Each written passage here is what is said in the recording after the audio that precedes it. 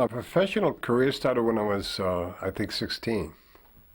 So I got, somebody got in touch with an artist, John Junta, you ever hear of him?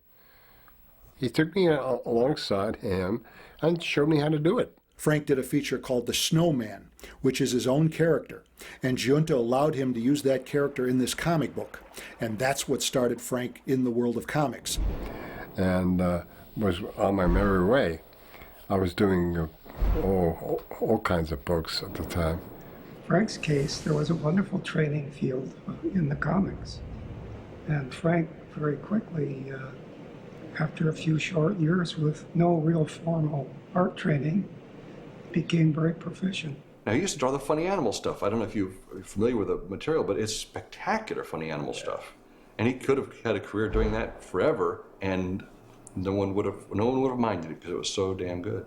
Wait a minute, you can't do that funny stuff. And that? Yeah, I can. I can do very funny stuff and very serious stuff. Judge for yourself. And with Frank, he always says, that's the real me, Dave. It's not those heavy-duty paintings. That's work, that's hard. The funny stuff is really me. It doesn't make too much sense, I know, but that's me.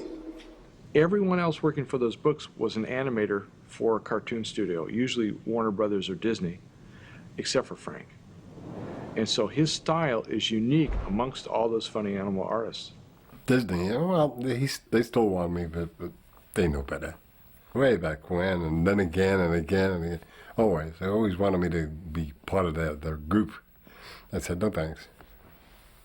But they're all fans of mine, so I'm really proud. And it was right after that, then he was given his own complete comic book to do called Thunder.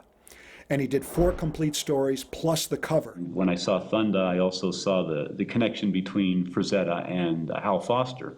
Foster, number one, the number one man, was really, truly a great artist.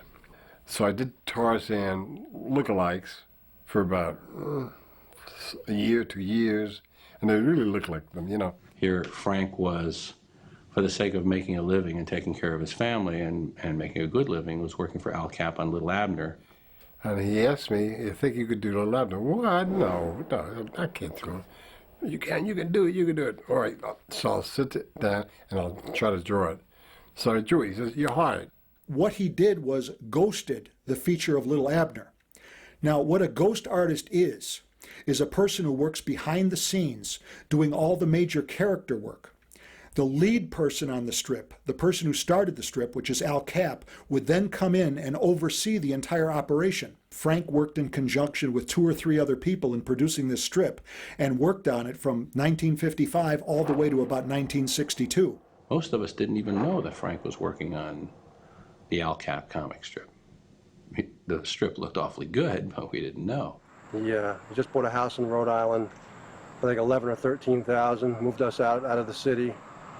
And Capp, just right after he bought it, he said Capp asked him to move to Boston for a pay cut of half. He said we would cut the salary in half. I said, goodbye. That was that.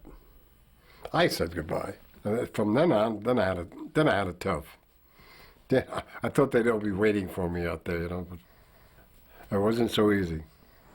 You know, Dad was struggling when we were younger. I remember him going to the city trying to get jobs with holes in his shoes. He was faced with a brick wall. Everybody looked at his material and said, we have no work for you, this is old-fashioned, this is not what is selling anymore, and it was a struggle. It was a very difficult time, the most difficult time in his career. Nobody would hire Frank Frazetta.